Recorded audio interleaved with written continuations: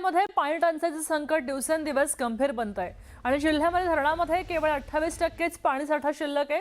पुढचे 10 ते 12 दिवस मान्सूनचं आगमन झालं नाही तर जिल्ह्यावर तीव्र पाणी टंचाई ओढवू शकते अशी शक्यता प्रशासनानं आता व्यक्त केली आहे। सध्या अनेक गावात 18 टँकरद्वारे पाणी पुरवठा केला जातोय आणि ग्रामीण भागात नागरिकांना पाण्यासाठी मोठी कसरत करावी लागते। वाढतं तापमान, बाष्पीभवन आणि मर्यादित जलसाठा आणि यामुळेच परिस्थिती आता अधिकच चिंताजनक झाली आहे। त्यामुळे प्रशासनानं आता नागरिकांना पाण्याचा काटकसरीने वापर करावा असंही आवाहन केलंय। रत्नागिरी जिल्ह्यातल्या जलस्रोतांचा साठा आहे तो झपाट्याने कमी होताना आपल्याला पाहायला मिळत आहे।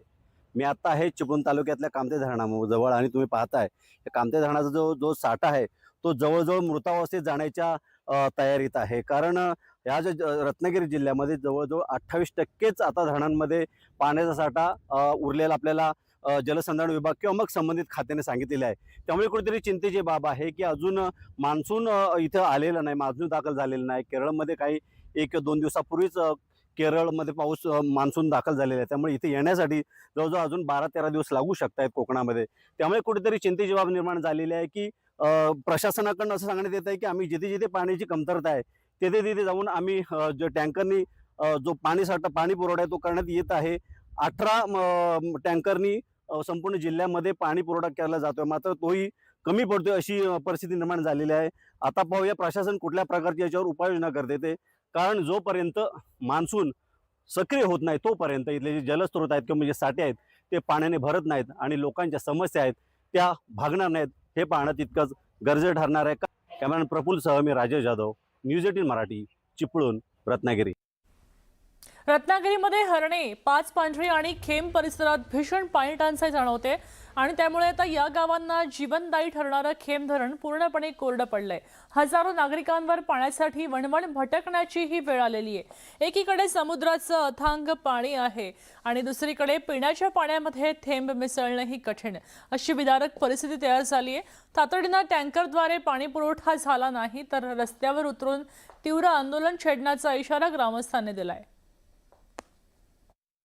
लोकांना 18 ते 20 दिवसांनी पाणी पुरवठा होतोय। त्याला कारण असं आहे, हरण्याची भौगोलिक स्थिती फार मोठी आहे। साधारण 2200 ते 2300 पर्सनली कनेक्शन आहेत, खाजगी कनेक्शन आहेत आणि ह्याला वितरणाला जवळजवळ 26 ते 27 लाईनी आहेत आणि ह्या सगळ्या वितरणामध्ये टाकी लोड करून ते देईपर्यंत अडथळा निर्माण होतो, पाण्याला प्रेशर नसतं। त्यामुळे ज्या दिवसाला आमच्या 8-8 लाईनी व्हायच्या आत्ताच्या काळामध्ये त्या जेमतेम 3 ते 4 लाईनी होत आहेत। पर्यायाने लोकांना, जनतेला पाणी द्यायला खूप अडथळा, त्रासदायक होत आहे। हरण्यामध्ये पाण्याचे भरपूर दुष्काळ आहेत। पाणी 20-18 दिवसांनी येते। मग ह्यासाठी पर्याय म्हणून आम्ही खाजगी विहीर आहे त्याच्यावर पंप लावलेला आहे आणि जिथे गाडी जाते तिथपर्यंत आम्ही पाणी पुरवठा करायची व्यवस्था करत आहोत। किती दिवसांनी पाणी मिळते? तरी 18-20 दिवस जातात। 18-20 दिवसांनी पाणी मिळते। जून महिन्याच्या पहिल्या आठवड्यात कोकणातले अनेक धरणं कोरडे पडलेले आहेत आणि नागरिकांना भीषण पाणी टंचाईला सामोरे जावं लागतंय। हे खेम धरण आहे। हरणे, पाचपंढरी आणि अडखळ ही मोठी गावं आहेत।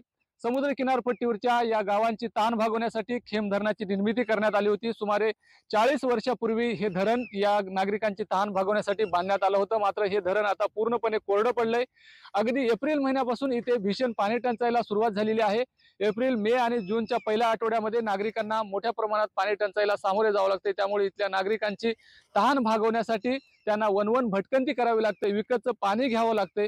पाणी हे जीवन जरी असलं, जीवन आवश्यक गरज असली तरी प्रशासन मात्र त्यांची ही गरज पूर्ण करताना दिसत नाही। त्यामुळे नागरिकांच्या मोठ्या समस्या निर्माण झालेल्या आहेत। आपण पाहतोय की हे धरण क्षेत्र जे आहे ते पूर्णपणे कोरडं पडलंय आणि इथल्या नागरिकांना मात्र आता पाण्यासाठी वणवण भटकंती करावी लागते। यावर्षी पाऊस लांबलेला आहे आणि त्यामुळेच आणखी भीषण पाणी टंचाई इथे सुरू होणार आहे। कारण जर का जूनच्या पहिल्या आठवड्यामध्ये पाऊस पडला नाही तर पाणी टंचाई आणखी वाढू शकते। काही काळ इथल्या नागरिकांना पाणी टंचाईला सामोरे जावं लागणार आहे, परंतु प्रशासन कोणती ठोस भूमिका घेत नसल्यामुळे इथल्या नागरिकांची मात्र मोठी अडचण निर्माण झालेली आहे। नागरिकांमध्ये एक प्रकारचा संताप आपल्याला पाहायला मिळतोय।